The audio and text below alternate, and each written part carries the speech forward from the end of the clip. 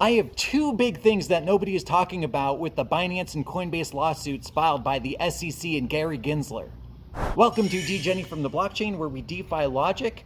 In this article from The Verge that details the Coinbase lawsuit, there is a quote from Gerber S. Grewal, the director of the SEC's Division of Enforcement. He says, quote, "You simply can't ignore the rules because you don't like them or because you'd prefer different ones. The consequences for the investing public are far too great. While Coinbase's calculated decisions may have allowed it to earn billions, it's done so at the expense of investors by depriving them of the protections to which they are entitled." I have an issue with this. I have an issue with the SEC's logic. I have an issue with Gary Gensler's logic. They use investing and investors in this quote. Crypto is not investing in my eyes. Crypto is simply buying a crypto or a coin or a token, right? And you're receiving that token's value at that time in return. No different than when you exchange your money at an international exchange in an airport. When you land inside another country, you're going to interact with that country's financial ecosystem. No different in crypto. You exchange your US dollar for a certain crypto to interact in that crypto ecosystem. And you can send this cross-border pretty much instantly. A stock, a security, does not do that. A stock security is buying part of that company. You can't do anything else with it. There's no utility to a stock. There is utility to crypto, okay? And then furthermore, saying protections to which they are entitled, meaning us, the investors as they call it, that's for securities. That is for stocks. That's for those traditional finance systems and, you know, people putting money into that. We don't need your protection in crypto. We know exactly, if you're doing enough research, you know exactly what's going on in crypto and how to use it, what it's used for, and the cycles that come with it, okay? We don't need your protection. I've said that before too. Further down in this article, it lists the coins that are listed in the Coinbase lawsuit, and a lot of them are the same as the Binance lawsuit, which you would expect. But then you see Chiliz show up, and then I look to see if Chiliz is on Binance, and it is. So then how is Chiliz specifically listed in the Coinbase lawsuit, but not listed specifically in the Binance lawsuit when they're both on each exchange? That makes no sense. Maybe it's a staking thing with Coinbase. I'm not sure. I'm not in Chiliz, so I haven't researched it.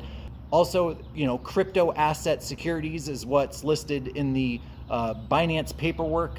So, you know, they're saying that all crypto or crypto asset securities. So maybe the SEC is putting Chiliz under that category in the Binance lawsuit, but not in the Coinbase lawsuit. They want to specifically say Chiliz, and again, maybe for a staking thing, but I don't know. Why would you have a specific coin Chiliz listed in the Coinbase lawsuit as a security, but not specifically in the Binance lawsuit as a security when they're both offered on the platforms of each exchange? Makes no sense to me. That's number one that nobody's talking about that I found. Number two is the logic that Gary Gensler uses, that there's a centralized entity that is expected to increase the value of a particular token that it's attached to over time. And that's his argument for saying these crypto are securities.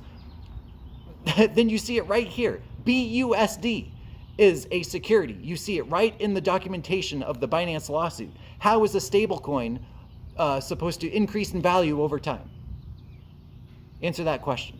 How are you going to use the logic that BUSD, a stablecoin that remains at $1, is going to increase in value over time? Because that's the logic you're using with the tokens listed in these lawsuits, that there's a centralized entity behind it that is expected to increase the value of that token over time. But you're going to list a stablecoin. How in the world is this logic correct? It's not. That's why everybody's so confused, and that's why Coinbase has been trying to get clarity with the SEC on this. Crypto asset securities is what they're calling all the crypto on these exchanges in the Binance and Coinbase lawsuit. And there needs to be a separate framework for that then. There clearly has to be, because of the reasons I just mentioned. Again, a centralized entity with the expectation that they're going to increase the value of the token over time. yet you're going to use that logic for a stable coin that stays at $1. Makes no sense. And then again, to summarize, you have Chiliz specifically stated in the Coinbase lawsuit, but not specifically stated in the Binance lawsuit, but Chiliz is on both platforms to trade, Binance and Coinbase, on both platforms. So those two illogical things that I saw just reading and listening to everything over the past couple of days with these lawsuits, that makes no sense to me. And that's why people are asking for clarity, you know, or that there just doesn't have to be. You're in crypto. It's a separate, decentralized global market. Why would one nation, you know, try to regulate it? It just doesn't make any sense to me. And I'm for regulation on centralized exchanges in the crypto space. I am for that, especially those that go public, that the SEC approved. I'm talking about Coinbase.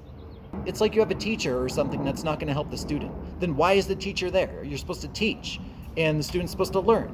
But how can Coinbase learn if the teacher, Gary Gensler, is not going to teach? Again, this just doesn't make any sense. I want to know your comments below. What do you think of this whole Chiliz thing that I saw being listed on both exchanges to trade, but only listed in one lawsuit specifically as a security and not the other, and then BUSD being a stable coin, so it stays at $1, being listed as a security, but we know that the logic of a centralized company or entity with the expectation of increasing value of their particular stock or security, in what they're saying in these lawsuits, a token, going up in value in the future, yet a stablecoin, BUSD, is listed as a security. What do you think about that? Tell me below. I would love to have a conversation about this because it makes no sense to me what Gary Gensler is alleging in these lawsuits. Well, it's been so volatile. Also, let me know what you've been doing this week in crypto. If you panic sold or if you bought the dips, let me know. What do you think?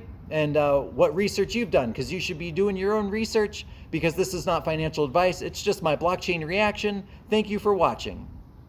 Hey, thank you for watching to the very end. And before you go, please subscribe to the channel, crank up that like button, drop a comment and share the video. If you want to join me on the VEUIT platform, the Web3 streaming platform, I'm going to migrate all my content over there and create new content on the blockchain. My referral link is in the description below.